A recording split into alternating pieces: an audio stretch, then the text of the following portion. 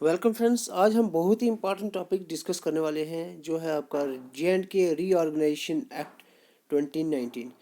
एक ही लेक्चर में हम इसको कंप्लीट करेंगे। जो भी इंपॉर्टेंट पॉइंट्स हैं हम सभी कवर करने वाले हैं और इसके साथ आपको लास्ट पे कुछ एमसीक्यूज़ भी प्रोवाइड कर रहा हूँ जो आपकी प्रैक्टिस के लिए होगा। तो आइए स्टार्ट करते हैं।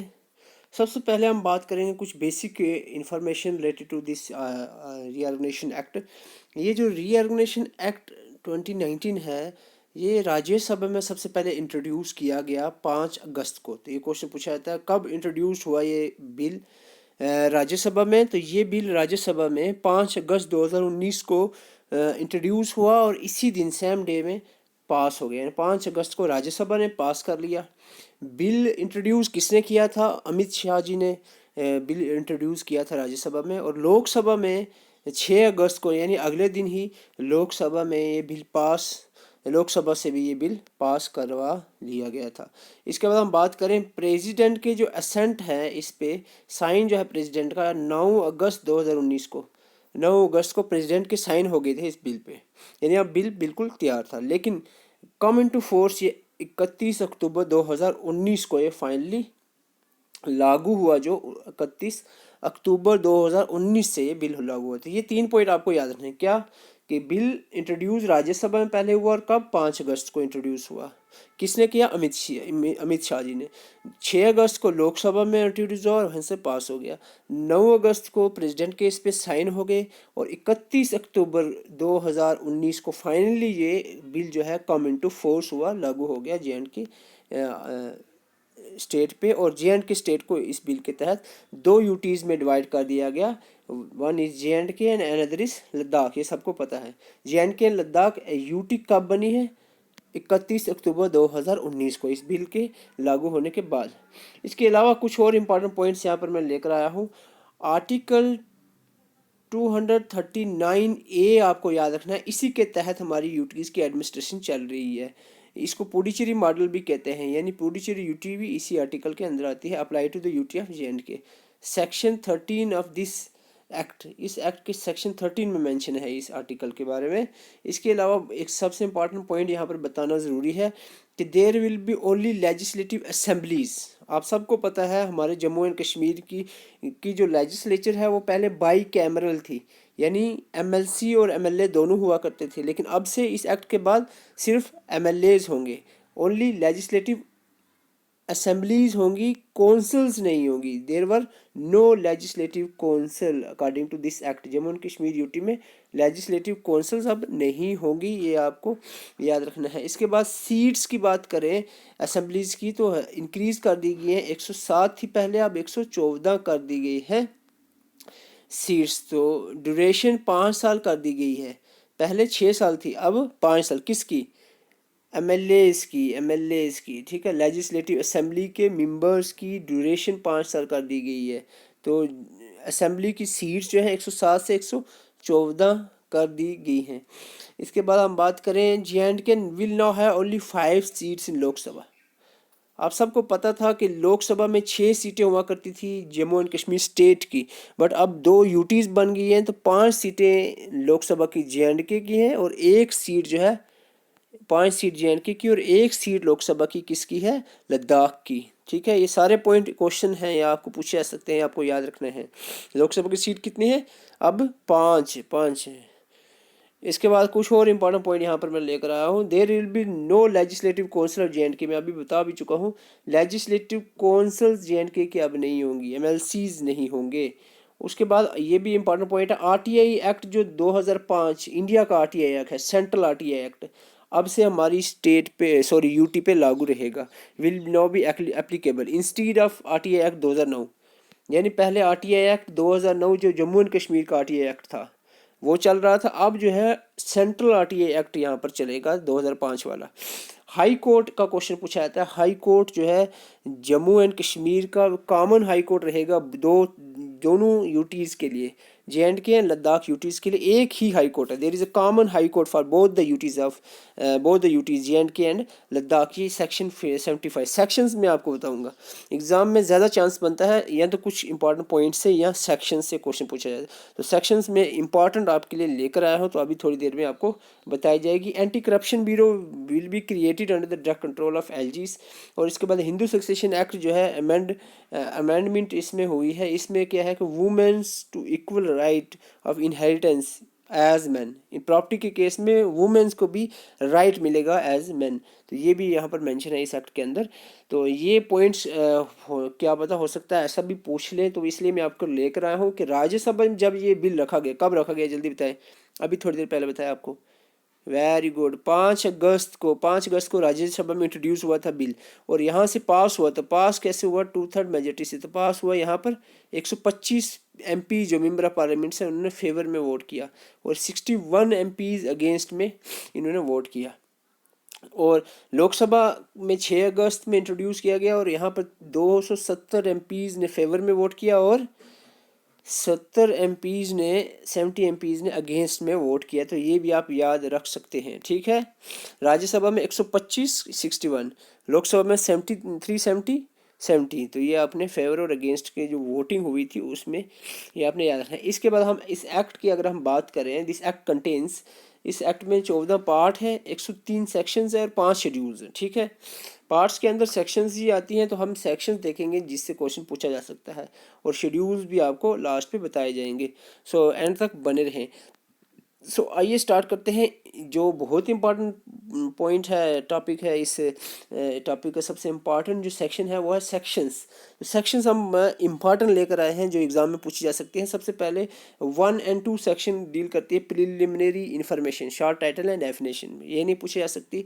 सेक्शन 3 और 4 पूछी जा सकती है। सेक्शन 3 कह रहा है कि Ladakh as a UT without legislature, ध्यान से याद रखना, सेक्शन 3 में Ladakh as a UT mention है, वो भी विदाउट लेजिस्लेचर, यानी लद्दाख में कोई असेंबली कौंसल कुछ नहीं होगा, विदाउट लेजिस्लेचर नहीं होगा लद्दाख में, विदाउट लेजिस्लेचर। ये सेक्शन 3 कह रही है।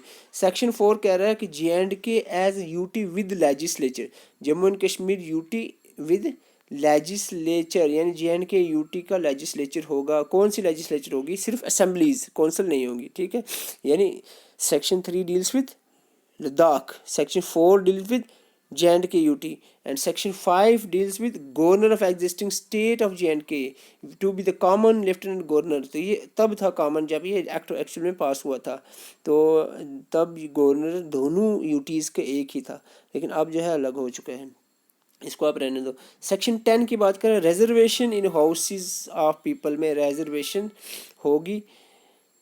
14 कह रहा है कि legislative assembly for UT of JNK and its composition, legislative assemblies के रिलेटेड डील कर रहा है 14 सेक्शन में। आपको बता दिया लेजिस्लेटिव असेंबलीज 107 से 114 कर दी गई हैं सीट्स लेजिस्लेटिव असेंबलीज की, ठीक है, और 24 सीट वैकेंट रखी गई हैं POK के लिए। और 14(6) कह रहा है ST/ST के लिए रिजर्वेशन। 15 सेक्शन कह रही है representation of women, women 2 women's can be nominated by lieutenant governor to the legislative assemblies, 2 women को नॉमिनेट कर सकता है। Qualification of member of legislative assembly की क्वालिफिकेशन क्या है? ये 16 सेक्शन में मेंशन है। तो क्वालिफिकेशन यही है कि 25 साल का होना चाहिए और सिटीजन होना चाहिए इंडिया का, ठीक है। ड्यूरेशन की बात करें तो ड्यूरेशन 17 आर्टिकल में मेंशन है लेजिस्लेटिव असेंबली की ड्यूरेशन, और ड्यूरेशन कितनी है? 5 साल। पहले 6 थी, अब 5 साल हो गई है। ओथ एंड अफर्मेशन के रिलेटेड यहाँ पर पॉइंट मेंशन है, तो ओथ कौन लेगा मेंबर्स की। तो इसके बाद आप बात करें 27 के अंदर मेंशन है disqualification of member, violation of constitution के बेस पे डिसक्वालिफिकेशन ऑफ मेंबर हो सकती है। सेक्शन 30 कह रहा है power and privilege is not important, जो बहुत इंपॉर्टेंट है मैं आपके सामने यहाँ पर रखूँगा। सैलरी का 31 नॉट इम्पॉर्टेंट। यहाँ पर official language 47 deals with the official language, official language से डील करता है। तो ऑफिशियल लैंग्वेजेस हमारी क्या है आपको पता होनी चाहिए, इंग्लिश, उर्दू,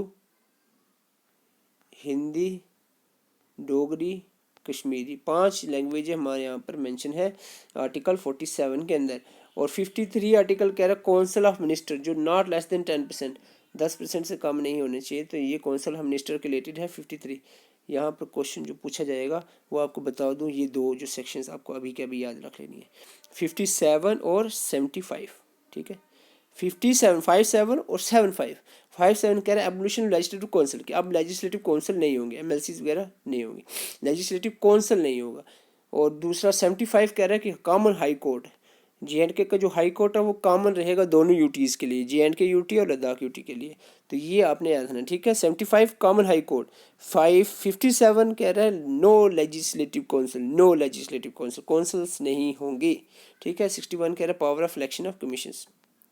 93 डील करता है प्रोविजन, तो ये इंपॉर्टेंट नहीं है। तो मैं आपको बता दूं, ये आपको कुछ इंपॉर्टेंट सेक्शंस जो आपके लिए मैं लेकर आया हूँ, ये आपको एटलीस्ट याद रखने हैं। इसकी PDF भी आपको टेलीग्राम के लिंक में टेलीग्राम में आपको मिलेगी, तो वहाँ से आप PDF भी ले सकते हैं। तो इसके साथ आपको एक और इन्फॉर्मेशन मैं आप बता दूं, यहाँ पर हमारा एक दूसरा चैनल है जिसको JK SSP स्टडी फास्ट के नाम से, ठीक है, JK SSP स्टडी फास्ट। तो यहाँ पर भी आप विजिट कर सकते हैं अगर JK पुलिस सब इंस्पेक्टर की आप तैयारी कर रहे हैं। तो यूट्यूब पे आप सीधा सर्च मारें JK SSP स्टडी फास्ट, तो इस नाम से चैनल है, इस पे भी आप विजिट कर सकते हैं आप अगर JK पुलिस सब इंस्पेक्टर की तैयारी कर रहे हैं। तो इसके साथ हम बात करें, ज़रूर आप इसको सब्सक्राइब भी करें JK SSP स्टडी फास्ट को। तो आगे हम बात करें शेड्यूल की, तो आपको पता होना चाहिए JNK रीऑर्गेनाइजेशन एक्ट के अंदर जो है 5 शेड्यूल्स हैं, first, second, third, fourth, 5 schedules आपको याद रखने हैं। सबसे पहला शेड्यूल कह रहा है member of council of state के रिलेटेड। तो ये काउंसिल ऑफ स्टेट जो है, इसका पॉइंट याद रखना कि 10% जो है यहाँ पर टोटल लेजिस्लेटिव असेंबली की जो स्ट्रेंथ है उसके 10% यहाँ पर मिनिस्टर होने चाहिए, minister of council of states के मिनिस्टर मेंबर्स होने चाहिए। कितने? 10% of the total strength of legislative assemblies, यानी 114 में के 10% जो है member of council of state होंगे। उसके बाद अब बात करें सेकंड शेड्यूल के लिए parliamentary constituencies of JNK and parliamentary constituency of Ladakh. Parliamentary constituency, यहाँ लोकसभा की बात चल रही है। तो लोकसभा में आपको बता दूँ JNK की 5 और लद्दाख की 1 सीट है, ठीक है। तो ये आपको याद रखना है शेड्यूल 2 में। शेड्यूल 3 में क्या कहा जा रहा है? शेड्यूल 3 कह रहा है असेंबली कॉन्स्टिट्यूंसीज की बात कर रही है। तो 107 से बढ़ाकर 114 कर दी गई हैं असेंबली कॉन्स्टिट्यूंसीज, ठीक है। तो ये आपको सीट्स असेंबलीज की याद रखनी है, ठीक है। थर्ड में और फोर्थ में ओथ एंड अफर्मेशन के बारे में मेंशन है। और इसके बाद हम बात करें फिफ्थ में, तो फिफ्थ में मेंशन है सेंट्रल लॉज मेड एप्लीकेबल। लगभग 106 सेंट्रल लॉज एप्लीकेबल हैं अब JNK UT पे। तो इसके बाद आइए हम प्रैक्टिस कर लेते हैं कुछ क्वेश्चंस। अगर आपको समझ आया तो अभी इसके इन क्वेश्चंस के आंसर आपको आने चाहिए। तो ये भी आपको मैंने बताया, when were the JNK UT Ladakh UT, JNK Ladakh UT कब बनी? 31 अक्टूबर को बनी भाई साहब, जब ये एक्ट पास कम इनटू फोर्स हुआ था, आपको बताया मैंने 31 अक्टूबर। 5 अगस्त को ये इंट्रोड्यूस हुआ राज्यसभा में, 6 अगस्त को ये लोकसभा में इंट्रोड्यूस और पास हुआ, 9 अगस्त को, यहाँ चारों डेटें लिखी हैं, 9 अगस्त को प्रेसिडेंट के साइन हुआ और 31 अक्टूबर को यहाँ पर ये बिल जो है कम इनटू फोर्स हो गया था। तो यूटीज कब बनेंगी? 31 अक्टूबर जब ये बिल बिल्कुल लागू हो गया था। एज पर द सेक्शन 75, अभी बता रहा था मैं, सेक्शन 75 क्या कह रहा है? Common high court, there shall be common high court for both the UTs of Ladakh and UT of JNK। दोनों यूटीज के लिए कॉमन हाई कोर्ट 75 सेक्शन में मेंशन है। इसके बाद बात करें JNK UT has which type of host structure. तो कौन सा स्ट्रक्चर है, वो कौन सा पार्लियामेंट JNK UT में है? तो यूनिकैमरल, पहले बड़ा मशहूर था यहाँ पर बाई कैमरल, लेकिन अब यूनिकैमरल हो गया है। एक ही यहाँ पर असेंबलीज होंगे ओनली, कौंसल्स नहीं होंगे। तो पहले असेंबली कौंसल दोनों थे, तो by means 2, by cameral legislature था, अब यूनिकैमरल ही है। इसके बाद बात करें total number of seat reserve for POK के लिए आपको बता दो 24 सीट्स रिजर्व हैं। टोटल 107 से 114 कर दी गई थी, ठीक है। और 114 में से 24 जो हैं ये POK के लिए रिजर्व कर दी गई हैं, ठीक है। तो आपको याद रखना है। इसके बाद हम बात करें before the JNK reorganisation act से पहले की बात कर रहा हूँ मैं। JNK रीऑर्गेनाइजेशन एक्ट पहले which law was applicable to JNK state. तो यहाँ पर before the reorganisation act which of the law was applicable to JNK state. तो यहाँ पर एप्लीकेबल था बोथ, ये दोनों, ठीक है। कौन से आरपीसी की धारा जो होती है ना, आईपीसी की धारा होती है, लेकिन पहले आरपीसी की धारा जेएंडके में चलती थी, रणबीर पैनल कोड की धारा, और आरटीए एक्ट 2009 वाला चल रहा था। लेकिन अब यहाँ पर आंसर वीसी है पहले की बात। अब जो है यहाँ पर आरपी की जगह आईपीसी यानी इंडियन पैनल कोड की धारा लगती है, और आरटीआई एक्ट 2009 की जगह 2000 आरटीआई एक्ट 2005 वाला यहाँ पर सेंट्रल आरटीआई एक्ट चलेगा। तो क्वेश्चन आई होप आपको समझ आ गया हो। इसके बाद बात करें which section deals with the abolition of legislative council. दो इंपॉर्टेंट मैंने बताए थे 5775। तो 57 क्या करें, लेजिस्लेटिव काउंसिल नहीं होंगी अब से। मॉडल फॉलोड बाय द, मैं कौन से मॉडल फॉलो कर रहा है, जम्मू कश्मीर पुडुचेरी मॉडल, कौन से आर्टिकल में, 239A आर्टिकल में मेंशन है, तो ये भी आपको याद रखना। इंडिया के कॉन्स्टिट्यूशन के 239 आर्टिकल में mention. How many members voted in the favour and against, मैं भी बता चुका हूँ। लोकसभा में कितने फेवर, आपको पता है लोकसभा में 370 ने फेवर किया और 70 ने अपोज किया था, और राज्यसभा में कितने किया है वो भी आपको बता चुका हूँ मैं ऊपर। What can be the maximum strength of council of minister की मैक्सिमम स्ट्रेंथ 10% होनी चाहिए, मैंने आपको कहा है to the total legislative assembly के हिसाब से अगर बात करें 10% होनी चाहिए council of ministers. By which among the following article would the JNK UT be administration, तो ये अभी बता चुका हूँ 239A आर्टिकल के बेस पे चल रही है या UT. After the reorganisation act के 2019 के बाद की बात करें, total strength of legislative assemblies excluding, या गलत नहीं करना है, 117 या 100 कुछ नहीं करना है, excluding the reserve seat for PoK के सीट्स निकाल लो, तो ये 83 बचती हैं। ठीक है, इसके बाद हम बात करें टर्म ऑफ एमएलएज। यहाँ पर कंफ्यूज नहीं होना, अब 107 के हिसाब से दी हुई है, 107 में से 24 माइनस कर लो, पॉसिबली 83 बचते हैं। अभी मैंने कैलकुलेशन का टाइम नहीं है तो, लेकिन डी लेमिनेशन जो कमेटी बैठी उसके बाद जो है 107 से 114 सीटें कर दी गई जाएंगी, ये एक्ट में कहा गया था।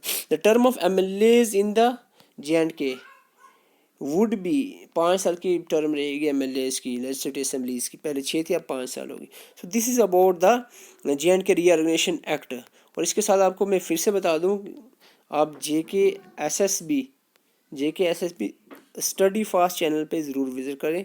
ये हमारा दूसरा चैनल है, इस पे भी हम सब इंस्पेक्टर की तैयारी करवा रहे हैं, तो इस पे आप यूट्यूब पे जाकर सर्च कर सकते हैं JK SSB स्टडी फास्ट। तो यहाँ पर आपको कंप्लीट MCQ सीरीज़ यहाँ पे हम स्टार्ट करेंगे, और भी कुछ चीज़ें यहाँ पर हम डिस्कस करने वाले हैं, तो उस पर ज़रूर विजिट करें। तो ये आपकी थे रीऑर्गेनाइजेशन एक्ट के रिलेटेड जो टॉपिक, इसकी PDF भी आपको टेलीग्राम पर मिल जाएगी। So thank you for watching.